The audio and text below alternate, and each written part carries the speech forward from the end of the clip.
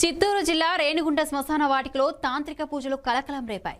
పౌర్ణమి రోజు పురస్కరించుకుని ఆదివారం మధ్యాహ్నం సమయంలో కొంతమంది క్షుద్ర పూజలు నిర్వహించారని స్థానికులు తెలిపారు. శ్మశాన వాటికలోని సిమెంట్ రోడ్డుపై ముగ్గులు, నిమ్మకాయలు, బొమ్మలతో, నల్లటి రాతలతో శ్మశానానికి వచ్చే ప్రజలు భయపడే విధంగా పట్టపగలు తాంత్రిక పూజలు చేస్తున్నారని స్థానికులు తెలిపారు.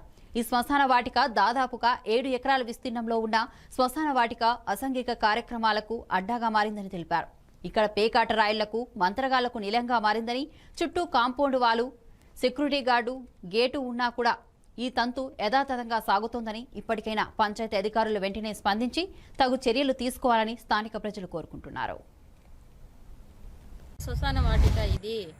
ఇక్కడ అంతా రేణిగుంట ప్రజలంతా ఇక్కడ శవాలను తెచ్చి ఇక్కడ పూడుస్తారు. కానీ ఇక్కడ ఈరోజు ఆదివారం మా పాప చనిపోయింది. నేను ప్రతిరోజు సాయంత్రం మా పాప సమాధి కాడికి వచ్చి చెట్లకు నీళ్లు పోస్తాను. ఈరోజు ఆదివారం 1వ తేదీ నేను వచ్చే తలకే 3 దారుల్లో ఇక్కడ అంతా శుద్ర పూజలు చేసుండారు.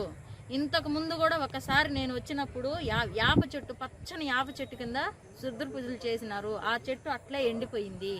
ఇప్పుడు చూడబోతే 3 దారుల్లో చేసుండారు. శ్మశానానికి 10 మంది వస్తూ ఉంటారు, పోతూ ఉంటారు. ఇట్లా శుద్ర పూజలు చేస్తే వాచ్మెన్ ఉండాడు, ఇక్కడ పంచాయతీ వాళ్ళు ఉండారు, ఎవరు పట్టించుకోవటం లేదు. దీని గురించి గట్టిగా చర్యలు తీసుకోవాలని కోరుతున్నాను. నేను ప్రతిరోజు నా బిడ్డ శవానికి అడిగే మనసు ప్రశాంతం కోసం వస్తాను. కానీ ఈడ చూడబోతే ఏదో ఒకటి చేస్తానే ఉంటారు. పూజలు చేసుంటారు, ఈడ ఏదో శుద్ర పూజలు చేసుంటారు, ఏదేదో మంత్రాలు తంత్రాలు చేస్తానే ఉంటారు. ఏదో ఒకటి చేస్తానే ఉంటారు. శ్మశాన వాటిక అనేది ఎంత శుభ్రంగా, ఎంత నీట్గా, ఎంత స్వచ్ఛంగా ఉండాలి. కానీ ఆ స్వచ్ఛత ఏడ లేదు. పంచాయతీ వాళ్ళు ఏం చేస్తున్నారు, ఇక్కడ వాచ్మన్ ఎందుకు అనుమతిస్తున్నాడు ఇదంతా చేసేదానికి, ఇదంతా నాకు తెలియాలి. అందుకని నేను ప్రెస్ వాళ్ళని పిలిచి ప్రత్యేకంగా ఇది చెప్తున్నాను. ఇది మీడియా ద్వారా అందరు ప్రజలకి, రేణిగుంట ప్రజలందరికీ తెలియాలని కోరుకుంటున్నాను. అది తీసుకొని వెళ్తున్నాడు.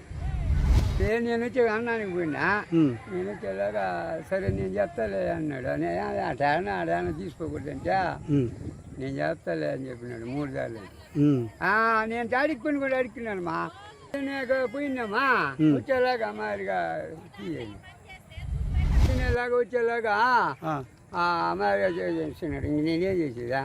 మళ్ళీ అడిగితే అయ్యా అదేం కాదు, నేను వచ్చి క్లీన్ చేస్తాను అన్నాడు. ఇద్దరు వచ్చారు, సాకులు అంటే వాళ్ళెవరా వాళ్ళిద్దరు వచ్చారు.